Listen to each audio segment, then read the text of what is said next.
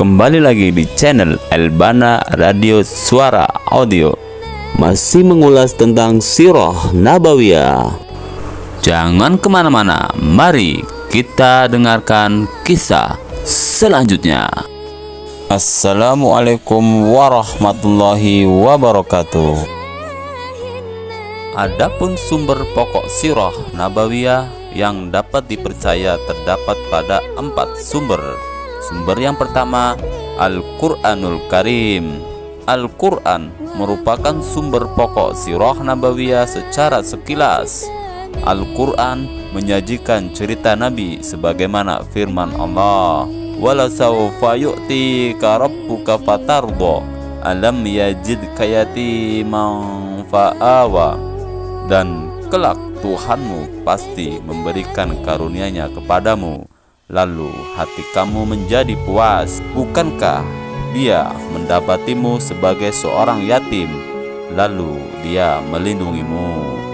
Al-Quran bercerita tentang kesengsaraan yang Nabi alami dalam melaksanakan dakwahnya, seperti orang-orang musyrik yang menganggapnya sebagai penyihir dan orang gila, untuk berpaling dari agama Allah Azza.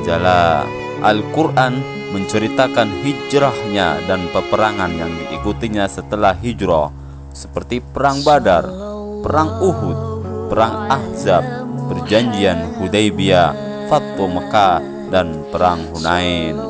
Al-Quran juga menceritakan beberapa mukjizatnya seperti mukjizat Isra Mi'raj. Secara umum, Al-Quran menceritakan banyak peristiwa dalam hidup Rasulullah.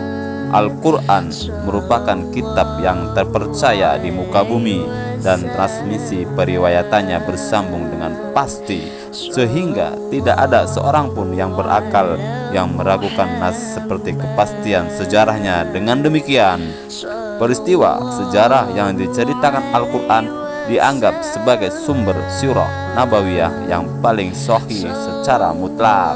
Namun demikian, perlu diingat bahwa Al-Quran tidak menceritakan berbagai peristiwa Nabi secara terperinci, tetapi Al-Quran menceritakannya secara global. Ketika Al-Quran menceritakan tentang peperangan, Al-Quran tidak menceritakan penyebabnya, beberapa jumlah kaum muslimin, dan berapa jumlah kaum musyrik yang mengikutinya, serta berapa jumlah orang musyrik yang terbunuh dan tertawan. Al-Quran hanya menceritakan pelajaran dari peperangan serta teladan dan nasihat yang terkandung di dalamnya. Seperti itulah Al-Quran menceritakan setiap kisah para nabi dan umat terdahulu.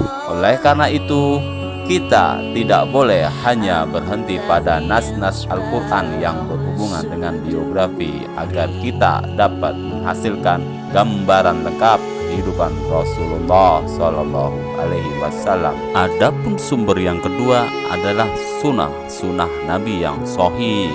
Sunnah Nabi yang sahih yang terdapat di dalam kitab-kitab Imam Hadis yang terkenal Juzun dan Siqah di dalam Islam. Kitab-kitab tersebut adalah Al-Kutub Al-Sittah, yaitu Sahih Al-Bukhari, Sahih Muslim, Sunan Abu Dawud, Sunan An-Nasai, Sunan At-Tirmizi, dan Sunan Ibnu Majah. Ditambah lagi dengan kitab Al-Muwatta karya Imam Malik dan Musnad Imam Ahmad. Kesahihan, kepercayaan, dan penelitian kitab-kitab ini, khususnya Sahih Al-Bukhari dan Sahih Muslim, berada di puncak tertinggi. Adapun kitab-kitab yang lain ada yang sahih dan hasan, dan sebagiannya ada juga yang lemah atau dhaif. Dari kitab-kitab ini termuat sebagian besar kehidupan, peristiwa, peperangan, dan perbuatan Rasulullah, sehingga kita akan bisa membuat konsepsi yang komprehensif, meskipun terkadang tidak terintegrasi tentang kehidupan Rasulullah SAW. Kitab-kitab tersebut bisa lebih dipercaya lagi karena diriwayatkan dengan sanad yang bersambung sampai para sahabat, yaitu orang-orang yang bergaul dan bersama Rasulullah Sallallahu Alaihi Wasallam.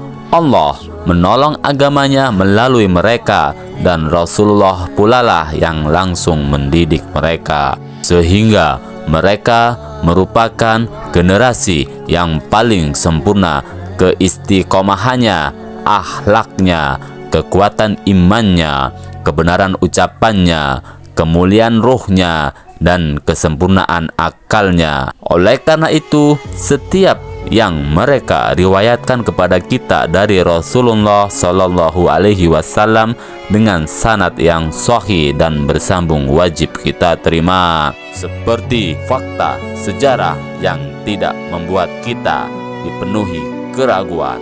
Para orientalis yang tidak toleran para pengikutnya dari kalangan muslim yang simpati pada agama mereka, dan orang-orang yang tergoda oleh barat dan ilmuwannya berusaha meragukan kesahihan kitab-kitab hadis autentik yang ada pada kita.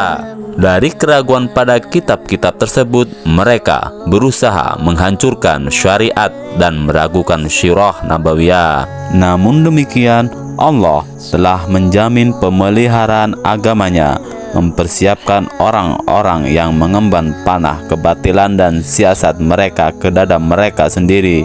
Adapun sumber yang ketiga adalah syair Arab pada masa Rasulullah. Sudah tidak diragukan lagi bahwa orang-orang musyrik menyerang Rasulullah dan dakwahnya melalui lisan para penyair mereka. Itulah yang memaksa kaum muslim menolak mereka melalui lisan para penyair pula, seperti Hasan bin Sabit, Abdullah bin Rawaha, dan yang lainnya. Buku-buku sastra dan buku-buku sejarah yang dikarang setelahnya memuat sejumlah besar syair ini yang dapat kita gunakan untuk menyimpulkan banyak kenyataan tentang situasi saat Nabi hidup dan saat dakwah Islam berkembang pada awal mula perkembangannya. Dan sumber yang keempat adalah buku-buku sejarah. Kejadian-kejadian dalam sirah nabawiyah diriwayatkan oleh para sahabat kepada orang setelah mereka. Sebagian dari mereka fokus menyelidiki sejarah Rasulullah dengan detail dan terperinci. Setelah itu, mereka saling menceritakan berita-berita ini dan mereka menghimpunnya di lembaran-lembaran milik mereka. Sebagian dari mereka berkonsentrasi menaruh perhatian pada sirah nabawiyah secara total, seperti Aban bin Utsman bin Affan. Beliau hidup di antara tahun 32 sampai 105 Hijriah, dan Urwah bin Az-Zubair bin Awam. Beliau hidup di tahun 23 sampai 93 Hijriah. Di antara tabiin kecil yang menaruh perhatian pada sejarah Nabi adalah Abdullah bin Abi Bakar al-Ansori, wafat tahun 135 Hijriah. Juga Muhammad bin Muslim bin Syihab Az-Zuhri.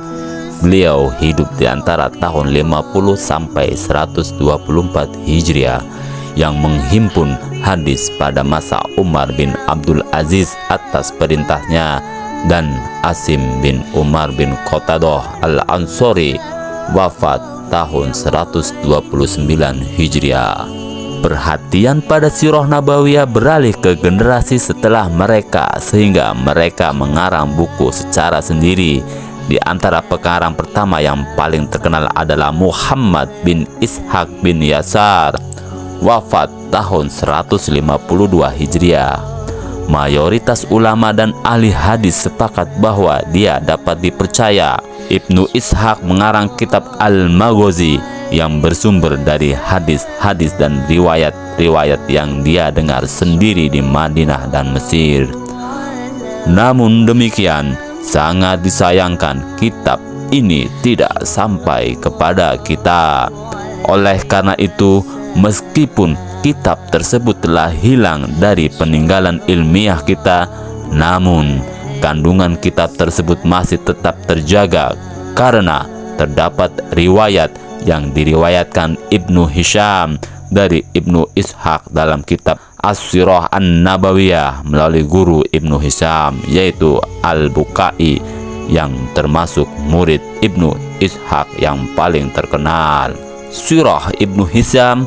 Nama asli Ibnu Hisham adalah Abdullah Muhammad Abdul Malik bin Ayub Al-Humairi. Dia tumbuh di Basrah dan meninggal pada tahun 213 Hijriah atau sekitar tahun 218 Hijriah. Terkait tahun meninggalnya terdapat perbedaan riwayat. Ibnu Hisham mengarang kitab As-Sirah An-Nabawiyah dari riwayat gurunya Al-Bukai dari Ibnu Ishaq, dan juga dari riwayatnya sendiri dan dari gurunya tanpa menyebutkan Ibnu Ishaq di dalam kitabnya. Ibnu Hisham mengabaikan kisah yang diriwayatkan Ibnu Ishaq yang tidak sesuai dengan kecenderungan ilmiahnya dan naluri kritisnya. Oleh karena itu, kitabnya ini termasuk sumber sirah nabawiyah yang paling memadai, paling sahih, paling akurat. Kitabnya diterima oleh orang-orang sehingga mereka menisbahkan kitabnya kepadanya. Mereka menyebutnya Sirah Ibnu Hisham. Syarah kitabnya dikarang oleh dua ulama dari Andalusia, yaitu As-Suhaili Al-Husani. Adapun karya Tabaqat Ibnu Sa'ad, namanya beliau adalah Muhammad bin Sa'ad bin Mani Az-Zuhri. Dia dilahirkan di Basrah pada tahun 168 Hijriah dan wafat di Baghdad pada tahun 230 Hijriah. Dia merupakan sekretaris Muhammad bin Umar Al-Qawidi, seorang sejarawan terkenal dalam bidang sejarah peperangan dan biografi. Ibnu Sa'ad dalam kitabnya At-Tabaqat menyebutkan nama para sahabat dan tabi'in setelah menyebutkan sirah nabawiyah berdasarkan tingkatan, kabilah, dan tempat tinggal mereka. Kitabnya ini dianggap sebagai sumber utama sirah nabawiyah yang paling bisa dipercaya dan paling terjaga dengan menyebutkan para sahabat dan tabi'in. Adapun karya berikutnya adalah Tariq At-Tabari. Nama At-Tabari adalah Abu Ja'far Muhammad bin Jarir At-Tabari. Hidup di antara tahun 224 sampai 310 Hijriah. Beliau seorang imam, ahli fikih, ahli hadis, dan pemilik mazhab fikih yang tidak banyak tersebar. Beliau mengarang kitab dalam bidang sejarah yang tidak terbatas pada sirah nabawiyah saja. Bahkan dia juga menyebutkan sejarah umat-umat terdahulu. Beliau membuat bagian khusus untuk sirah nabawiyah, lalu diiringi dengan membicarakan sejarah negara-negara Islam hingga menjelang wafat. Adapun perkembangan penyusunan kitab-kitab sirah banyak kita temui. Adapun perkembangan penyusunan kitab sirah, segi sirah nabawiyah terpisah-pisah dalam karya khusus seperti Dalail An-Nubuwah karya Asbahani, Asy-Syama'il Al-Muhammadiyah karya At-Tirmizi, Zad Al-Ma'ad karya Ibnu Qayyim Al-Jauziyah, karya Al-Qadi Iyad Al-Muwatib Al-Lauduniyah karya Al-Asqalani. Kitab disyarahi menjadi 8 jilid oleh Al-Zarqani, wafat tahun 1122 Hijriah. Para ulama senantiasa menyusun sirah nabawiyah dengan gaya cerita yang dapat diterima oleh daya rasa setiap zaman. Di antara kitab yang paling terkenal yang dikarang pada masa sekarang adalah Nur Al-Yakin fi Sirah Sayyid Al-Mursalin karya Syekh Muhammad Al-Khudari. Kitabnya ini diterima dengan baik dan kitabnya diakui di pondok-pondok pesantren di sebagian besar dunia Islam.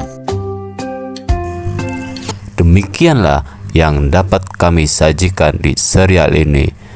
Jangan lupa like, comment, and subscribe channel Elbana Radio Suara Audio.